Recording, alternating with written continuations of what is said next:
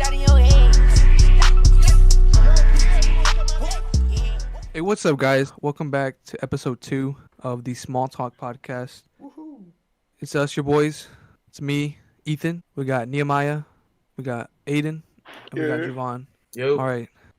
So, remember last time, kind of just setting up everything. Our first go around at this. Everyone's pretty happy about it. Would y'all say, guys? Episode 1? Yeah, I feel like it was pretty productive. I feel like it was a good experience for our first time. Yeah, it was pretty fun. Definitely needed to boss up on the mic though. Oh, yeah. Not definitely. Technical difficulties. Equipment will come later, Exactly. It's all a part of the process. Like we said, y'all are gonna see a lot of things change along with us and how we develop as people and just quality production in our podcast and material that we produce. No, definitely. Always trying to improve. Always trying to be better than yesterday. Speaking of which, actually, kind of picking up on the topic of spirituality, I've been trying to meditate more in the morning. How's that going for you? I started off real slow. I started off with I wanted to be a little ambitious, so I went with 10 minutes. It was a little difficult just trying to clear my mind at the beginning. Just kind of I checked out that app you were saying, Javaun. What was it? I can't remember off the top of my head. Headspace, yes. This is not a paid ad, guys. Headspace though is the shit. Oh no, definitely. Just kind of like a good. What is it? What is Headspace? What does it do? It's Well, just an app. essentially, Headspace is just it's a guided meditation app. Really good for beginners. Really good for intermediate people as well. It's a really good app. Very useful as well. When y'all meditate, what exactly do you do just for people who have no idea how to start meditating? Like, how do y'all sit? Quiet room. Personally, when I meditate, I lay flat, either in my bed or on the floor, no pillow under me or anything, and just kind of close my eyes and sit as still as I can. Try to control my breathing. Breathing is definitely a key point. How would y'all say that y'all kind of get ready to get in that headspace and meditate?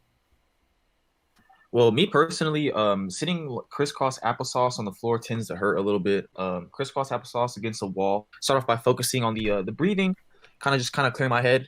Do a little body scan, kind of check in on everything: head, shoulders, back, hips, knees, ankles.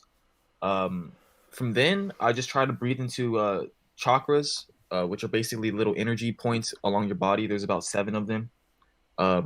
Breathe into those. Kind of say little affirmations to myself in my head while I'm doing that. And I only go for about 10 or 15 minutes, man. After that, it's a done deal. When you say breathing into your chakra points, I mean, I'm somewhat familiar with chakras. Definitely an interesting topic. But when you say breathe into those, what do you mean? Yeah, really just breathing. Not essentially breathing into your chakras is just focusing on that energy point in your body and kind of trying to bring energy and air and focus into that certain point. So the first chakra on your body is kind of at the base of your spine. That's where I usually like to start with that. So again, just trying to focus as much as you can on that point and breathing into that point and kind of just feeling that area out.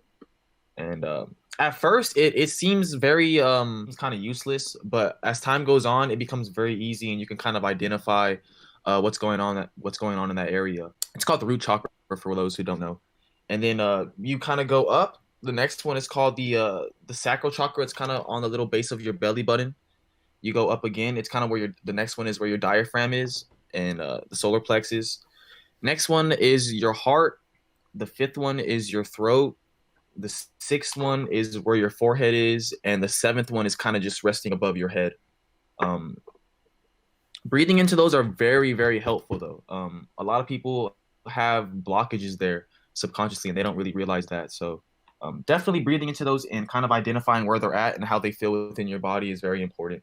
So awareness of those points. Exactly. Kind of just building a mind connection to where those things are and how they feel. Yeah, I feel like it's very beneficial. That's beneficial. For me, what I do is I just kind of try to clear my head of all thoughts, which is what you're supposed to do. But I never thought about incorporating, kind of focusing on those areas of chakra or those energy points. I'm not sure about the science of it and kind of like all those points you named to me. That was brand new to me. I haven't done my fair share of research on that, but I'll have to check it out for sure. Factoids. Well, allegedly, these points kind of represent different things going on within your body. For example, obviously the heart chakra like would represent love. Um, the root chakra represents just survival and the energy that comes through your body. Crown chakra, which is the chakra that rests above your head, it's more so about spiritual connection. So there's a lot of things that I at least believe are very tied to your chakras, and if how open they are, kind of just reflects on how you feel throughout the day. You know what I mean? So a lot of these things are very important to me, and I feel like if someone were to try them, they could be beneficial to them as well. Do you meditate a couple times a day or just one? No, no, no, just one time. Honestly, it's kind of a challenge for me just to do it one time a day. So I just keep it at one time, 15 minutes. That's about it. And sometimes I think that's enough. Like even for me, I've noticed like a significant difference um in just my headspace. Um Being able to focus a little bit better. I'd say my anxiety has gone down. I've always kind of struggled with a higher level of anxiety. Um so that's gone down. Granted I've only been doing this for about a week, but and to see a significant kind of awareness to that is very encouraging to see. So I'm gonna continue to keep doing it. But yeah, I'll definitely implement those chakra points too. How did y'all get into meditation? I mean, me personally, I actually had discovered it's called holotropic breathing, and it's kind of getting into like a lucid state through just breathing. It was invented by he has a kind of a weird name. It's Stanislav Grof, Dr. Grof, in the 70s. I've heard of that. And yeah, I actually heard about it through Joe Rogan, and I was looking into it, and it's really interesting, and it was kind of weird. Like it definitely puts you into a lucid state. It's kind of out there, but Have you after tried it? Have you tried yeah, it? I have. After Interesting. that, it was a very lucid experience, you know. Um it kind of it it's really hard to describe where it puts you. I mean, if you look up some videos, some people kind of like wig out. I haven't really gotten to a crazy state of mind. Like I've seen some people in the videos. It just kind of made me feel very free and kind of like I was floating. Like I was doing it in my bed. And it just it kind of like kind of like astral projecting. Like it was really weird. And after that, I started reading up on breath work and eventually got into meditation through breath work. And like Ethan said, it really does kind of free up a lot of anxiety or just kind of negative feelings you have. Like me personally, um, I have I get frustrated very easily sometimes. I'm not an emotional person most of the time, but I have like a lot of frustration that kind of goes throughout the day. And meditating really helped with kind of like just like chilling out and being like getting a second perspective and being like, dude, like why are you tripping out? Why are you getting upset? Just kind of you're gonna have to do it anyways. Just do it and calm down. You know, it really helps clear the mind no matter what you're going through, whether it's anxiety, frustration, if you're sad, it really helps just let it all go. A lot of breathing techniques help. I've never like practiced any of them. I don't know any of them like off the bat, but I mean, based off of common sense, like you know, the times where I've had like that social anxiety or fear of public speaking, and I've been put in those positions. Taking control of my breathing has helped. Just like human nature kind of like took in instinct, just like control your breathing. You can control yourself, you can control your environment. I think it kind of like it goes from human nature into more of a spiritual kind of understanding. I think it's a very interesting concept. Me, like, I haven't really done any research into it. You know, I was raised, with parents as pastors, so I was always into prayer and God, and I was more into that aspect of spirituality. I grew up Catholic, like pretty hardcore Catholic. So like it was this kind of like it was like always be grateful to God, which is true. Always be grateful for the things that you do have, but it never had like a free movement. What I mean by that is like maybe worshiping or like perceiving God as like an individual, like how everybody. It was just kind of like, oh, you should praise God this way only. Any other way is kind of like it was just super strict. There's a pretty big difference I feel between religion and what I believe to be Christianity. Some people label Christianity as a religion itself, but if you take the word Christian and you bring it back to its Hebrew meaning, the word actually means little Christ. And so it's kind of just like calling yourself a Christian means that your intent is to represent God and Christianity as you are mirroring Christ and what he does and represents, but because of religion, there are many other laws and rituals and, ceremonial things that come into play that were never really intended by God or Jesus, whatever, if you believe he's three or just one human being. I think religion's super interesting, but being younger, I went to a couple private schools that were super ultra Christian, like, Yeah. I was in and I've private had school from starting until my freshman year of high school. I've always had so much religion kind of regurgitated at me, and as I grew up, I kind of like I really pushed it away. I mean, like I respect all religions, and I think they really do drive people to do better things, like spiritually and just in real world. And I think it's really interesting um, how people's lives are literally fueled by like the aspect of God or whatever they believe in, and how their day-to-day life is like, prayer and worship. And I mean, to me, I've always thought it's a little weird, like extreme Christians or extreme Catholics. It's kind of like a cult, in my opinion. I think a lot of religions are super, super tied into so many things. And it also has led to, a lot of strong opinions that oppose certain things. And I don't know. I think it's interesting though. I like having conversations with ultra religious people, but it's I don't know. I wouldn't consider myself religious, but I would consider myself, I guess, spiritually educated in my own beliefs. Because I do believe in God, and I grew up with my father as a pastor. He was a head pastor. My mother was a youth pastor. My grandmother was a youth pastor. My two of my uncles were also pastors. One of them went and started his own church. I had two cousins that became pastors, and one of my other uncles that owns a church. So I grew up, learning a lot about God, spending a lot of time in church, and getting a lot of different religious perspectives from other people.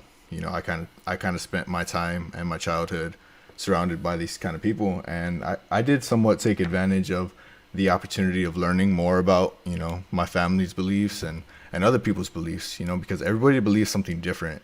But in my heart and in my eyes, it doesn't really matter what you believe in. We all came from the same thing. So I respect other people's beliefs. I don't deny anyone. I don't discredit anyone.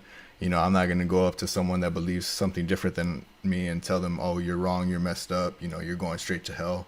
Because that's not my There's position. people like that. And there are, As you and should. it's sad. It's sad. It's really sad that there are people that, are willing to spend their time going out and spending their time hating other people that live in this world because of their beliefs or their lifestyle, rather than taking their time, their valuable time that you cannot get back, and go do something positive. Why not spend that time go feeding the homeless rather than telling gays that they're going to hell? No matter what you believe, which personally I do not believe that just because someone is homosexual that they're destined to go to hell. That doesn't line up with what I believe God is and who he is. How would we know anyway? You don't. You don't. That's the thing. Personal experience and research, honestly. I mean, the Bible is, a huge textbook in, the Christian world. And we take a lot from it. It can be interpreted many ways. And that's one of the biggest issues is people misinterpret so many things, and they look over a lot of things also. So it's really like a dissection of, reading the Bible and understanding the context. I mean, I always look at scripture and I always say, who, what, when, where, and why. You know, who is he talking to? Who wrote that book? Why did they write it? Who are they writing it to? You know, what's the purpose of it? What's the time frame? Because that has a lot to do with it. Because there are actual events in history that match up with scripture. So, you have to connect it to the timelines. So it's very important. There was one story when Jesus took water from a woman at a well. Well, people just think, oh, okay, he took water from a woman at a well. But in history, the race of the woman and who Jesus was, they were not able to talk to, or communicate with each other. They were religions not religions. They were civilizations that were just separate from each other. They just looked down upon one another. So the significance was, he's stepping out of his way to receive water from a woman that is kind of like an untouchable to that culture.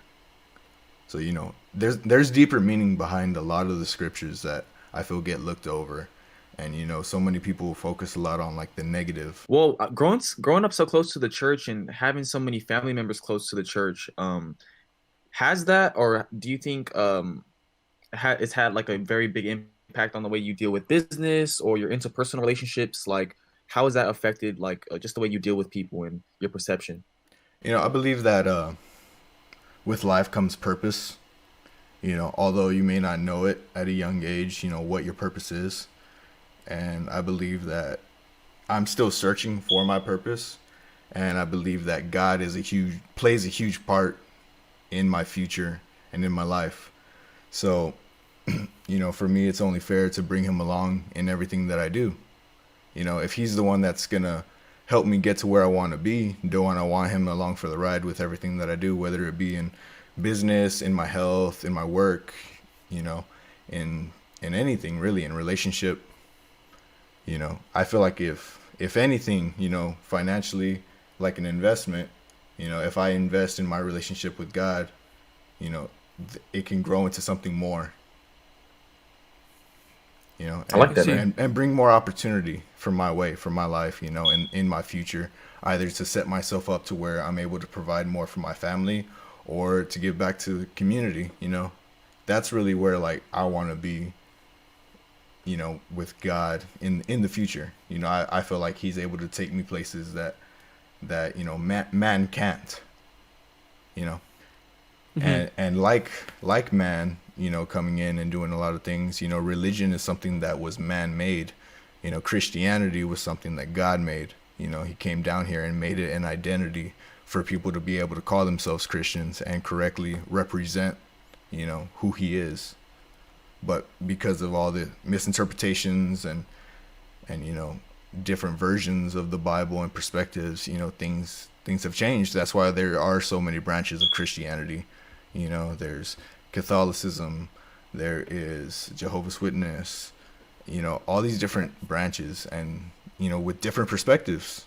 I mean, I'm not gonna go up to them and tell them like, no, you're wrong about God, you're wrong about this, you're wrong about that. They're entitled to their perspective too. Mm-hmm. So it's not right for me to deny them their right of their beliefs just to, force mine down their throat. I don't know, man. Throughout history, wasn't there a lot of like movement for like Christianity, and There were wars, because of religion, it was a very violent past. which is crazy, right? I mean, it kind of sounds contradicting. I see what you're saying though. Like time frames are important to scriptures. But also like what's very interesting is a lot of stories or scriptures in like other like religious texts.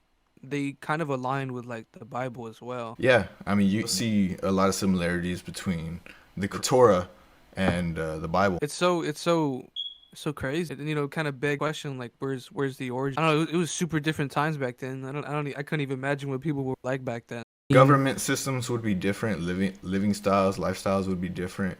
Work ethics would definitely be different. Currencies would be different. I bet it'd be a lot more trading than actual transactions. Like there was no diversification in the way people thought. It was just kind of like everybody was closing it because they had to be to survive. And then now it's like everybody in their own right is able to be independent. I mean, that's a good thing, I guess. Everybody's job market, currently, but there's jobs out there for a lot of people, which is good. and like it also adds like diversification to us. We all have our opinions and thoughts, and Yep. like through the power of internet as well, we're able to like connect And more. share those different perspectives. Well, I think individuality is like it's supported now. Like people like the idea of being like their own individual person and having their own individual ideas.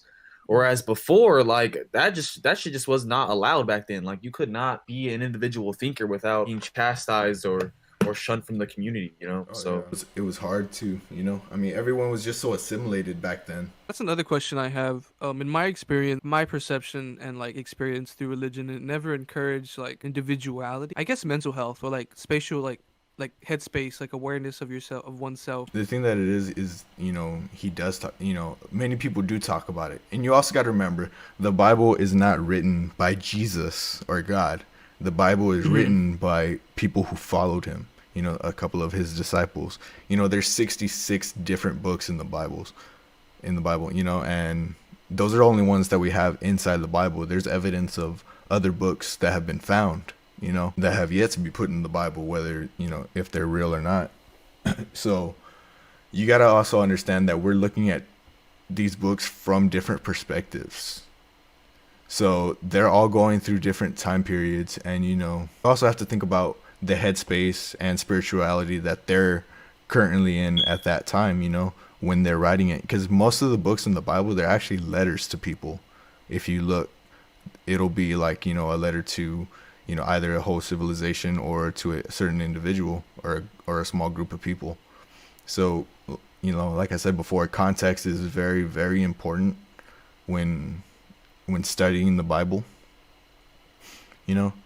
because it just gives you better understanding, and then you can start to dissect each scripture and say, okay, what is this scripture trying to tell me about, who God is, who I am, what I'm meant to be doing, because I feel like identity is one of the biggest things that you need in order to progress either spiritually in whatever you believe in, or even just progress in life normally, as an individual. I feel like if you don't know who you are, you're always going to be searching for that missing piece. Mhm. So I Kind of feel, that yeah, positive reinforcement. yeah. So I feel like once you learn and you are able to pursue growth in your identity and what you're capable of doing, more understanding and stuff like that, that really is when opportunity starts to come in, to be able Mm. to work on your spirituality and your identity, and you know establishing your morals and your own beliefs, and being able to apply it to your own life and to yourself. I agree 100%, man. Just knowing who you are, what you believe in, and what you stand for. But transitioning from that, guys, we do have a couple of books that we would all like to recommend to you guys. A couple good reads, of course, to get started with the week. So first off, I would like to say this book is very basic, but it's very effective. I do feel like reading this could change your perspective a lot. And that's the Power of Habit by Charles Duhigg. Really, this man breaks down the idea of habits, both unproductive habits and productive habits, and we don't even realize that they're unproductive because we just do it subconsciously. So the way this man breaks it down, it's very informative, man. The idea of unlatching yourself from bad habits and latching yourself onto good habits. I feel it would be a great read for the viewers. Another good read as well would be The War of Art. It's by Stephen Pressfield. Basically, he breaks down the idea of resistance and how to overcome this looming resistance that's within you. Whether it be procrastination, finding other ways to waste your time that aren't really productive. This man, he really breaks it down in terms and in ideas that you could really grasp on really well. And last but not least, last book I would like to recommend, the old Bible of self-improvement, man. Think and Grow Rich. Again, another great book on mindset, another great book on your perception and realizing that everything starts within your mind. So again, man, those three books I would love to recommend: The War of Art, Think and Grow Rich, and The Power of Habit. So Can you those explain a are little mine. bit on how like those books have helped you, how they've changed your Yeah, perspective, or helped you Absolutely, grow? man. So before I would say I had a very pessimistic mindset, man. Before I would start anything, I would kind of like I would be out already just by my mindset. Oh, I don't have this, or oh, I have it'd be a perceived lack of skills, or I don't know, man. I would just really talk myself out of a lot of things. And after reading these books, man, it kind of made me realize that it's all about perception, and especially with the power of habit, like it's bad habits that kind of keep you out of things from winning, you know? You just got to change your habits. You have to change you before anything else in your life could change. So those three books really got me started into this whole quote unquote self-improvement this whole self-improvement wave of mine, especially the power of habit and the war of art, those two specifically. Are they quick reads or? Well, the War of Art's very quick read, about 200 pages. Power of Habit as well, 200 to 300 pages. The actual book, Think and Grow Rich, however, it's very long. It's very long. It's about on iPhone it is 1100 pages. Damn. So yeah, it's very extensive. I And you read definitely it all? yes. I How read long it did that twice. take you? Weeks. Weeks? Yeah, I mean, I try not to sit down and read a whole book at once. I will not have a lot to do if I do. You took a lot away from it, Definitely worth it. Weeks of sacrificing a little bit of time. Yeah, man, even 20 minutes, 15 minutes, like, and if you just do that every day, you'll knock out a book. But here's the thing though, I would recommend always reading a book twice, just things that you missed and to reflect back. Kind of like a movie. Yeah. Yeah, man. The first time you're reading it and you're absorbing information. The second time I feel like you read something, you start to pick up things that you missed within yourself. You know what I mean? Like, so I would definitely recommend reading books twice though. But for sure, those three books, man, I would recommend for anybody watching this podcast. That's deep within yourself. Yep. Were you talking about Think and Grow Rich by Napoleon Hill? Yes, sir. Oh, I love that book. That's actually one of the ones that I was going to recommend. In theory, though, he might have been the very first scammer, if we're really going to talk about it. Damn, yeah, he spoke on that's deep. on meeting a whole bunch of CEOs and famous people within the time period, and he didn't meet none of those dudes. But I mean, Yeah, he lied a lot. He just yeah, beat his everyone teachings to though it. are still important. Yep. Most definitely. He had 14 points that he hit on, like, to kind of literally Think and Grow Rich that were pretty good. I think another good book that I would recommend is Power. It's actually banned in some prisons. What? Who's it by? It's by Robert Greene. It's 452 pages. It's a decent sized read. And it's really 48 laws of power to kind of learn how to seduce and manipulate people. It sounds kind of crazy, and it is really crazy. And if you're looking to become a leader of some sorts, or you just kind of want a psychological edge over people, Power is a great read. But definitely do not use any of the laws in your personal life or with friends and family, because it can like ruin relationships. This book is insane. So it's meant to And be it applied for definitely- business. It is meant to be purposes. applied for Okay. business. I've definitely used it sometimes at work, and I used it in high school when I was on the debate team. And this thing it's very, very effective, and it's a great read. I definitely recommend it. And even if you're not going to be using it in business, just in your day-to-day life, if you want something from somebody or you need to use it somehow in some way, it's very, very powerful. Damn, the mind is a powerful weapon. Very true. But that's interesting. No, that's also very important. When it comes to Psychology. business. Yet I feel like it's very ruthless in the business world, kind of make or break it. So having that mental edge, that's crazy. I know that psychology is very important to read into just in everyone's day-to-day life. It's very interesting how people's minds work, and and also like body language and how to read people and interpret how they're feeling or what they're going to say or what kind of person they are is a very good life skill to pick up, and just something you need to utilize so you kind of know how somebody is. If you're just meeting someone, a new introduction, or even somebody you've known, and you need to be able to predict how somebody is. It's as humans, it's someone can be very easy to perceive in a certain way, and they're the complete opposite of that. People are very good at faking who they are nowadays, and It's it's crazy, right? kind of yeah, a lot of snakes, you know. So Hmm. it's good to have a skill set to be able to break down that facade and kind of know if they're lying, if they're not, or if you need to use it in your personal life. Say if someone's sad or depressed and they're not really telling you how they're feeling, if you want to help them out, just to be able to read people, it's important. And also business, making when you come into your meetings or you're meeting a new business associate, or if you're going to do a deal with somebody, it's definitely a mind game. And it's like a mental battle between you and that person to kind of figure out who's going to get the upper hand in whatever y'all are doing. Like sociopaths or like psychopaths. I saw I'm this one thing and it was like you've at least walked by a serial killer like at least once in your life. Yeah. I saw like Yeah, this one no, for sure. statistic It's like true. or like some kind of like psychopath that like It's I possible. think You never know. Especially working at HB. psychopath is a weird word, but I think a lot more people are psychopaths than they realize. I think it's given a negative stigma, but a lot of people kind of don't realize how much they overanalyze or what they think about, and how hidden it is. And then you like take a test, you're like, am I really a psychopath? And you're like, oh dang, I am a psychopath. Like, no get the way, bro. results. That's crazy. But it's not like it's always a negative thing. I mean, psychopaths are actually some of the smartest people. It's kind of weird. Even serial Hmm. killers, they have some of the highest IQs. Like, it's pretty crazy.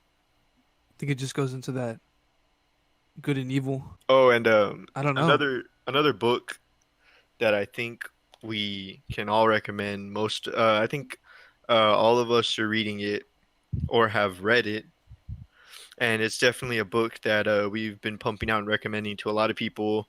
By one of my personal favorite authors is Andrew Aziz, How to Day Trade for a Living. Right. For those of you who are Mm. interested in the stock market beginning to trade, this is something we're all going to be able to speak on, because some of us are currently reading the book and one of us has read the book. Dr. Aziz is a very good analyst, and he's also a day trader himself who kind of delves into getting started, terminology, and just his all around strategies in day to day life, becoming a day trader. Yeah, yeah. I'm the one who's like read the book all the way through, and I'm starting his newest one, Mastering the Trading Psychology. The newest one is mostly on more of the mindset, but the first one that he's talking about the fundamentals. It kind of just puts the idea out there. Kind of clears up any misconceptions you may have about it. Right off the bat, like he is quite apparent that it's not easy. At least in the first couple chapters, at least in my opinion. When I first read it, I was kind of like, oh man, like what's he talking about? Like most people fail. So that was, I guess, in a way a little discouraging. But I had that will to learn more about it. So reading it all the way through, I mean, he really kind of just how to get started. Really, the conclusion is that what doesn't change is like the chart. Personally, in my trading, I use candlesticks. It's a very powerful tool. It's also universal. So like once you learn how to read a candlestick chart and know the fundamentals, you can apply it to cryptocurrency, trading options, futures, even forex. I know everybody's got a misconception about forex. All those like all those like annoying people that those people you see on the timeline posting some cringe stuff or Just don't take the time to completely Scammers. understand what it is. Yeah, we haven't really gotten to see like the long-term effects of being in a day trading career. yeah. Well, what I mean is like this technology was like available to the public until up until recently. Trading was more of like done by the hedge funds and like the Wall Street banks, like these big firms that had lots of money. Yeah, now it's like anybody. I mean, you can pull up an app on your phone or some app on your desktop. Even Cash App is doing stocks now.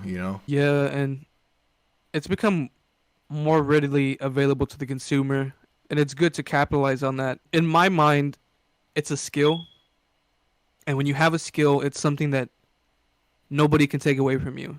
I always think of that cheesy like what's that dude Tim Sykes? He talks about like give me $500 or give me no money or whatever, and just put me with a laptop and and I can make my fortune back. In a way, like he's right. I mean, the only limitation to your success in this field is really your mind. Yep. How well you can read the chart and anticipate things. But yeah, I mean the book is great. It's a good good starting book, and it really helps like entice that fire underneath you if you have like a really If you have a keen passion, interest in yeah, learning and it. interest for this, one thing that I really Um, like about the way that he words everything in the book is his realness with it. Like you said before, like he's very apparent, he's very transparent at the beginning about a lot of people fail in doing this.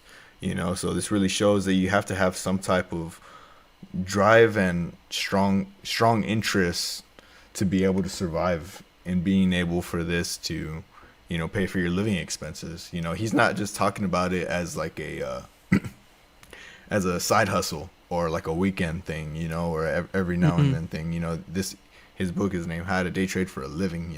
He's trying to set you up to where you'll be able to pay all your bills with this, and travel the world like he does. you know Mhm. and I like it, like coming from someone who very little about stocks. He the way that he words everything is very understandable, and like he adds a glossary in the back. That's really awesome. There are things that he brings up that I might not know. I'll just flip back to the glossary, catch up on the vocabulary of what he's talking about. you know and it's just a learning curve. It is a learning curve, and it's able to be dealt with. You just need to give yourself time and education.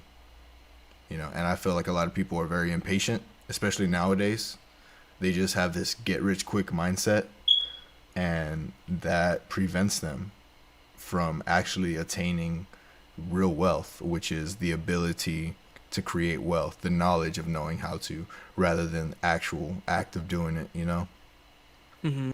Because if you're a I think that millionaire and you get robbed or something, and you lose all your money, at least you know how to make it all back. Yeah, the money is gone, but the knowledge to be able to make it all back is still there. You know, That is that's so invaluable, bro. That is so important. mhm. that's it's just how it is. Because you just got to give yourself time. Life happens. You got to be ready for it. And that's it's a good stepping stone in the right direction. Oh, The book also talks especially for about beginners. Yeah, I think it's a he good. talks about like physical health. You have to be in like good physical health as well to Hmm. like be able to execute calculated day in and day out.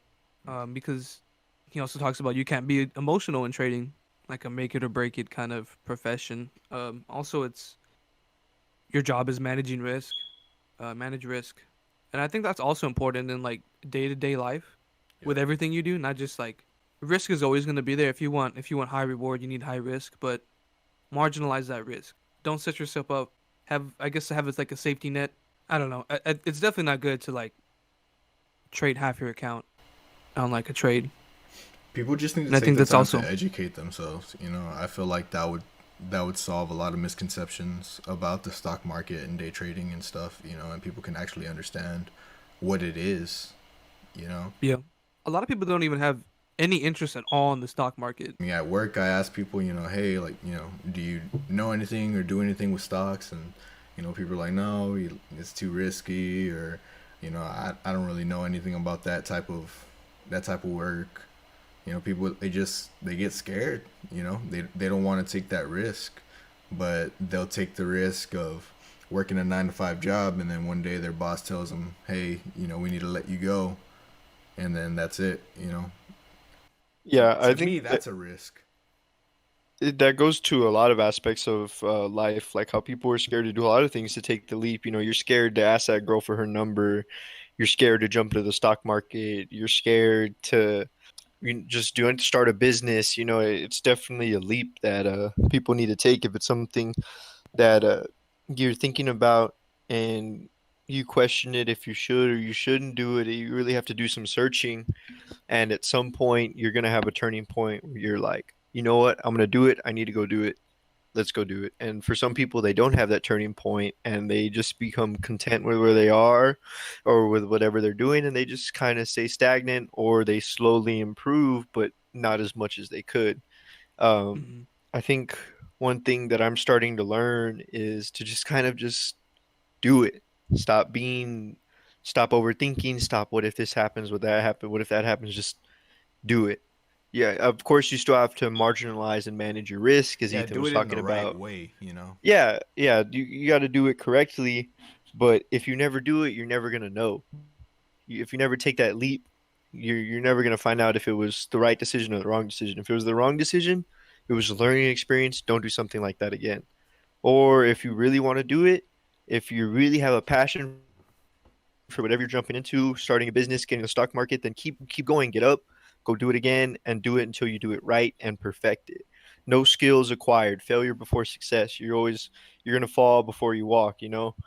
And it's just it goes into anything you're doing. It's not just in the business aspect of stocks like we're discussing. It's just your day-to-day life. If you want to work out, you want a better body, just go do it. Start working out, start at home, hit some home workouts, some push-ups, some high cardio, go run.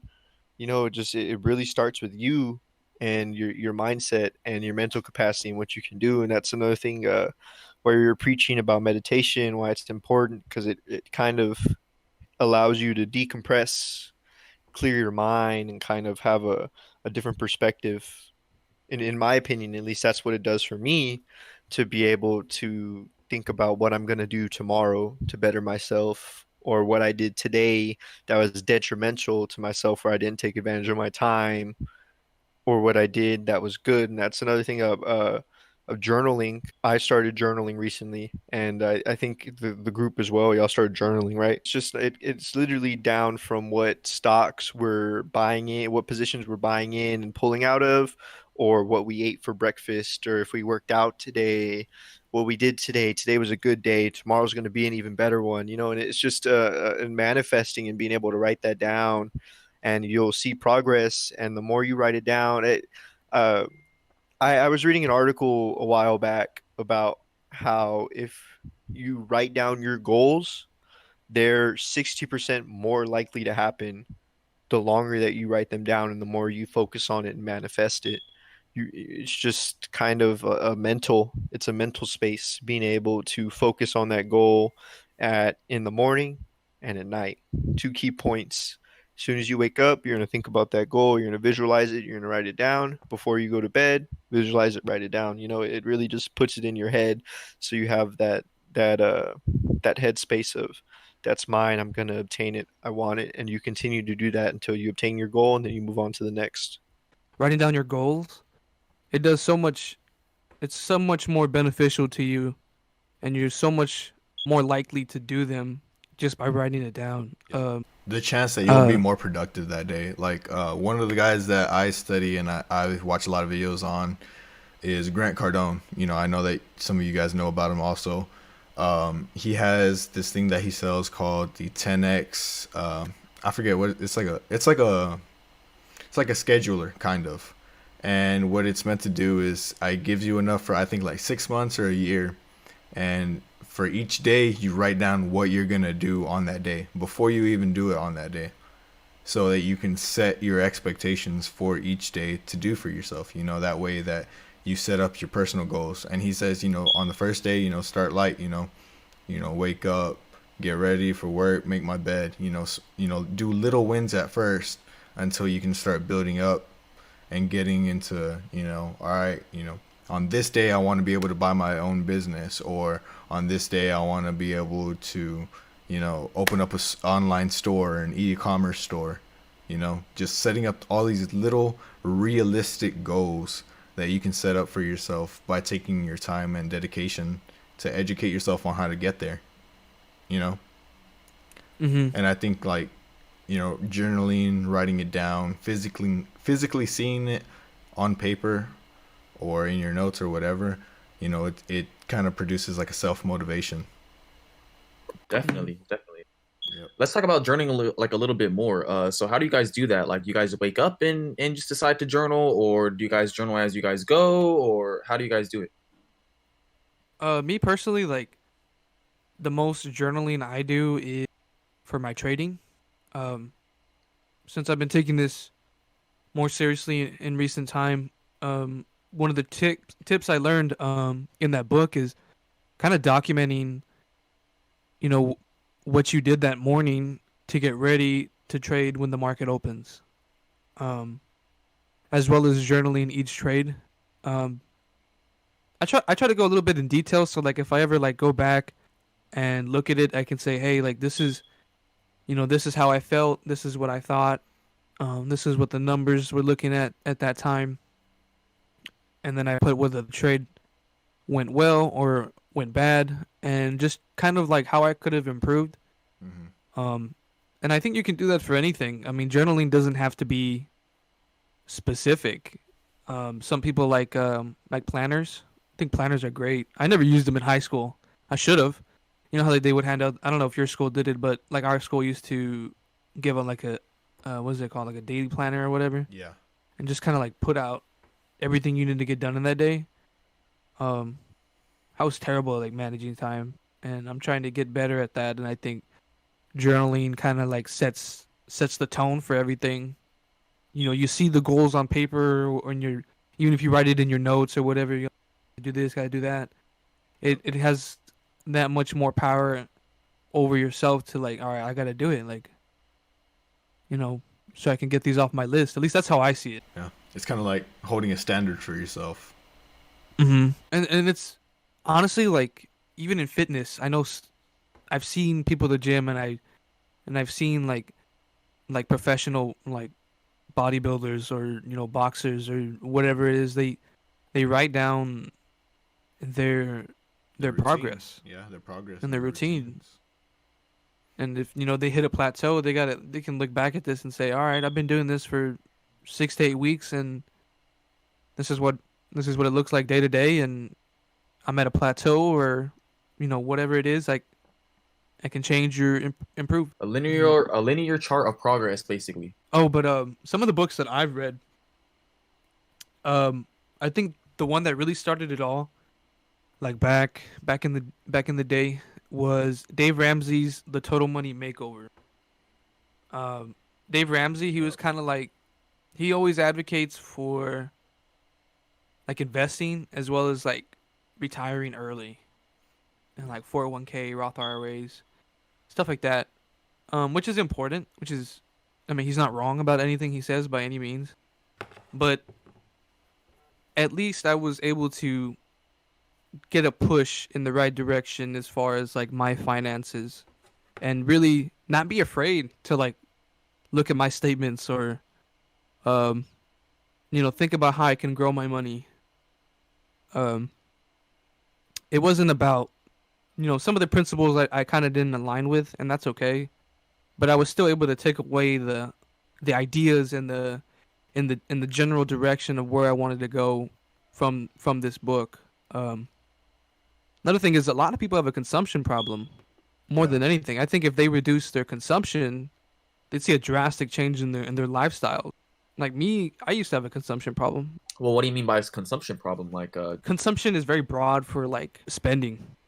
At the end of the day, spending, like, going out to eat, monthly subscriptions, how much you spend on gas, your car payment, health insurance, and these are all like necessities, like mortgage. But it's like realizing where your finances are at and where your consumption is at in correlation to your finances. If you're trying to achieve something, you can't have your finances in disarray. Yeah. You have to be financially ready. I mean, to get started in real estate, to get started in day trading, to do any kind of investing, like you have to have free money.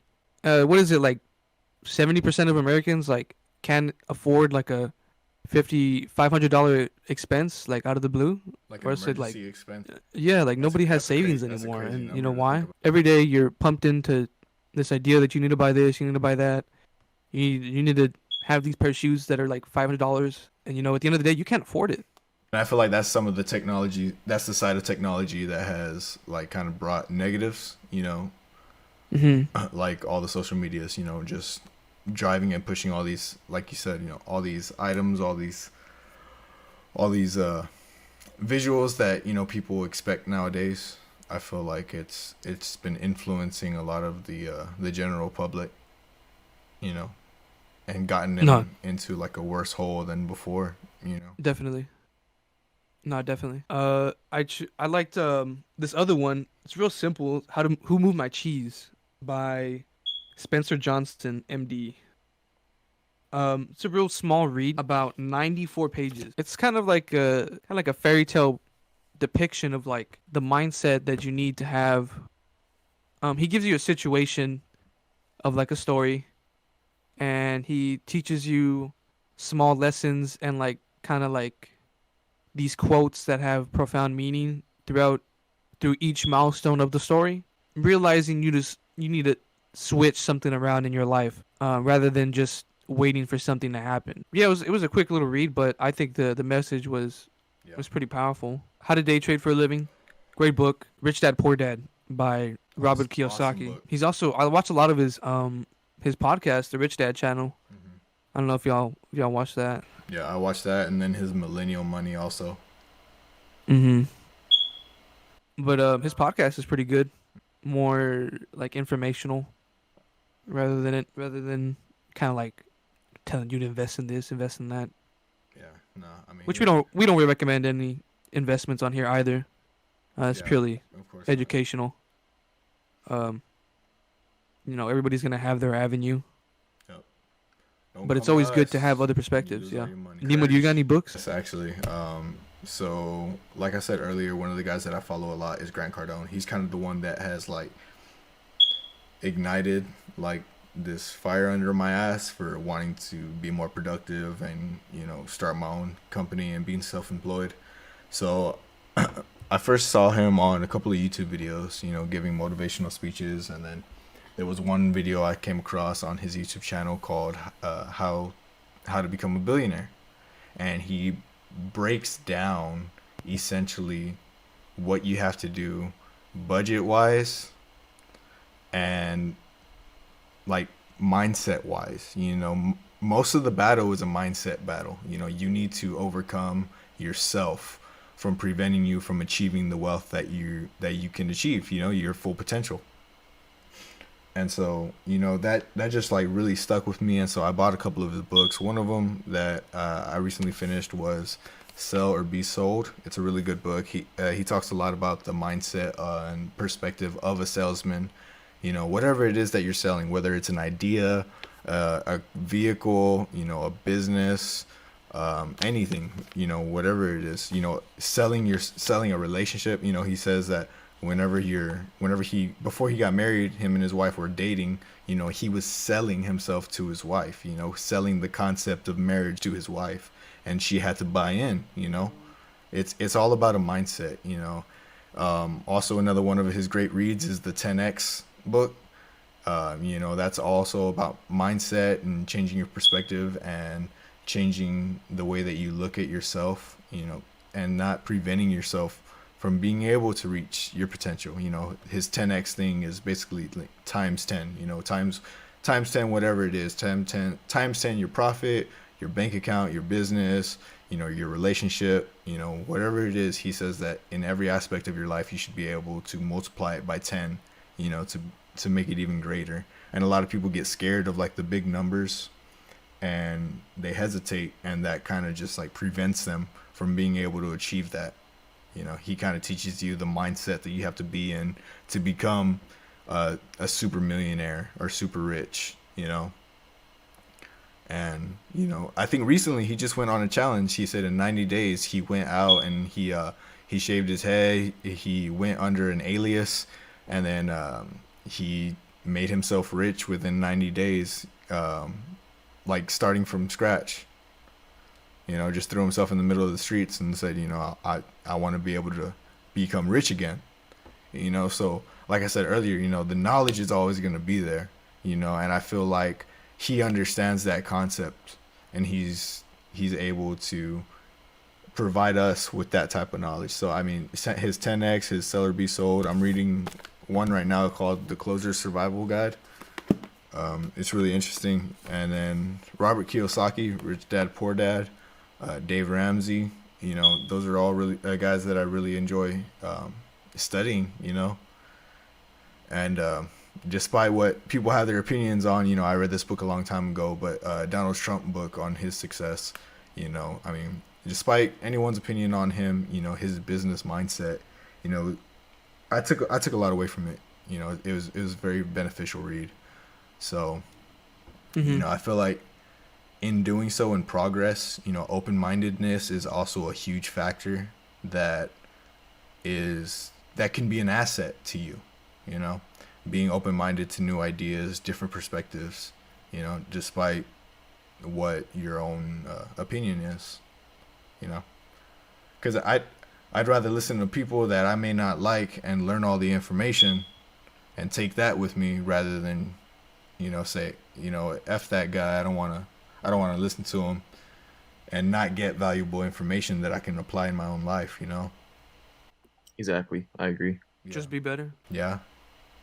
And so, I mean, No, definitely. I do plan on expanding more of my research, into different authors. I watch other people on YouTube, Gary V, all these other, successful people, and I mean, it's just a lot of mindset, bro. I mean, that's where I'm at right now. It's just the headspace that you got to be. Yeah, with anything. Yep. I think that's what I picked up from this talk. Yep. Mindset is everything. All right, guys. Well, that wraps up episode 2. Been a pleasure, and thank you all for listening. As always. So stay tuned on this little journey, and we'd love to hear about y'all's journey too. We encourage every single one of y'all who are listening to succeed and excel in every facet of your life.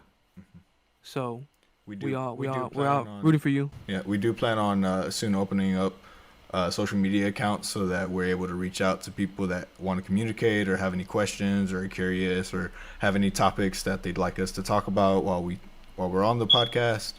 So those will be coming soon. So just keep an eye out for them. But other than that, thank you guys. Have a nice day, night, morning, whenever you guys are listening. Be safe. Love one another. Peace. Yeah, man. Peace, guys. Yes, sir. Have a good one, y'all.